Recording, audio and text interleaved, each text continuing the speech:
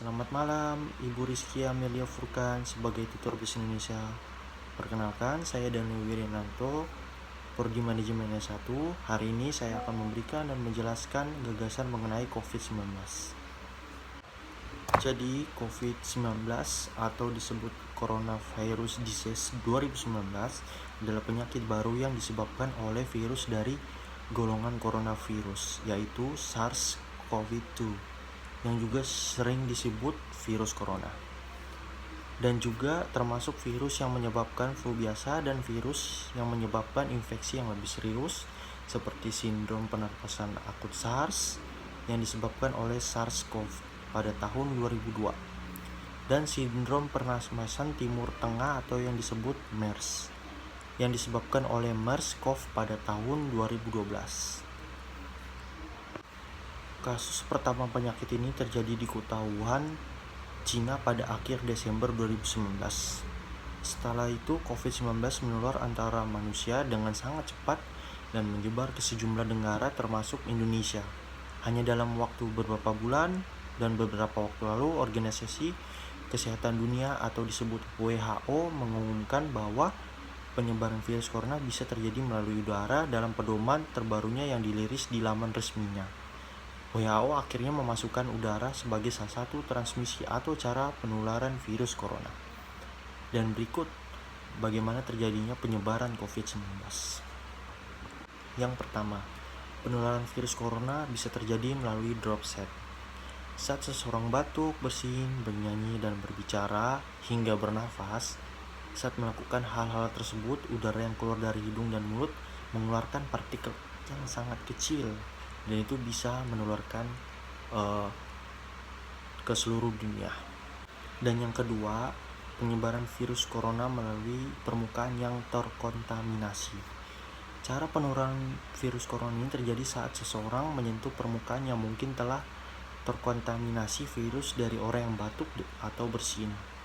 Lalu virus itu berpindah dari hidung ke mulut orang atau mata yang disentuh setelah menyentuh permukaan yang terkontaminasi tersebut.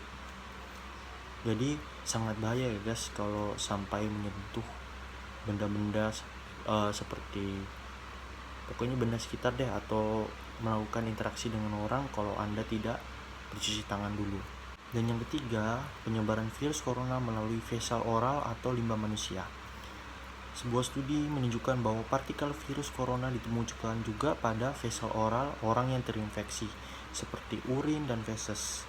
Namun WHO mengatakan hingga saat ini masih belum ada laporan atau penjelasan yang dipublikasi terkait cara penularan virus corona melalui cara ini dan bukan menjadi upaya transmisi utama virus. Dalam laman resmi WHO, selain melalui feses oral tersebut, penyebaran virus corona juga bisa terjadi melalui darah dari ibu ke anak hingga dari hewan ke manusia. Gejala-gejala COVID-19 yang paling umum adalah demam, batuk kering, dan rasa lelah. Gejala lainnya yang lebih jarang dan mungkin dialami beberapa pasien meliputi rasa nyeri dan sakit hidung tersumbat, sakit kepala, konjungtivitis, sakit tenggorokan, diare, kehilangan indera rasa atau penciuman ruam pada kulit atau perubahan warna jari, tangan, atau kaki.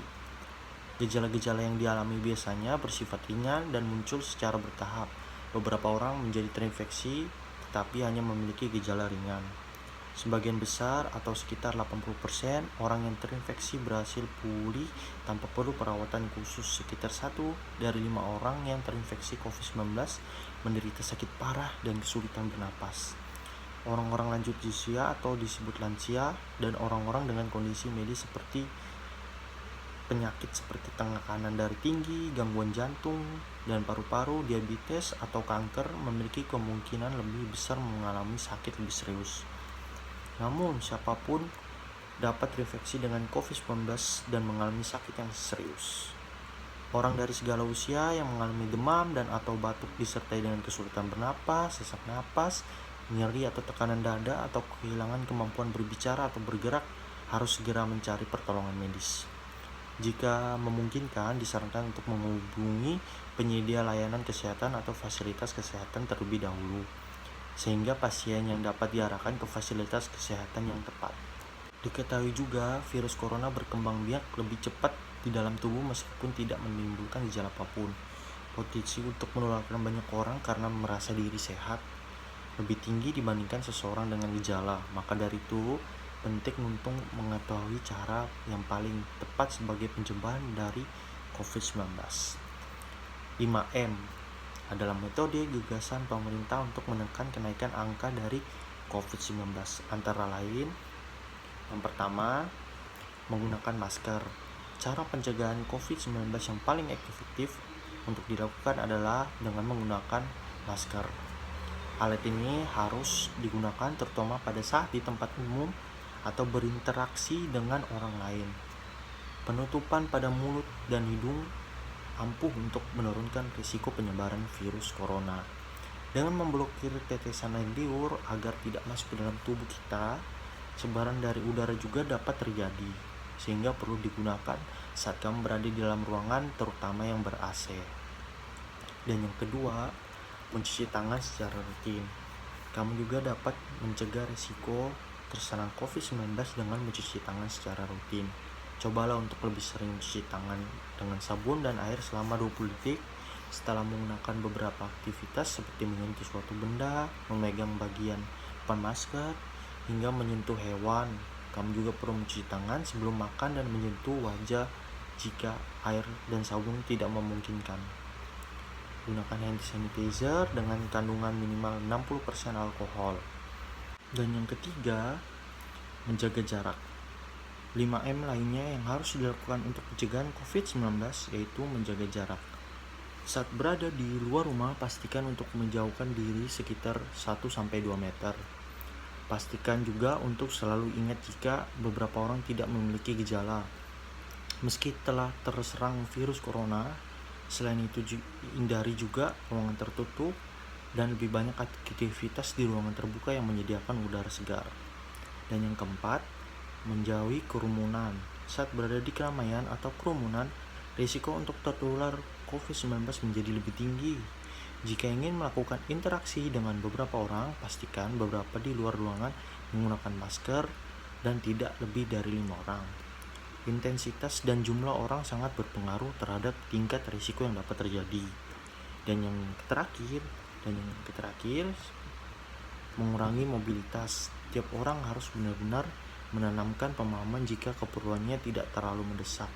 Ada baiknya untuk tetap di rumah meskipun merasa sehat. Belum tentu saat berada di rumah tetap dalam keadaan yang sama atau menyebarkan virusnya pada keluarga di rumah. Tingkatkan perhatian terlebih lagi jika terdapat orang tua atau anak-anak yang di rumah masih rentan terhadap COVID-19.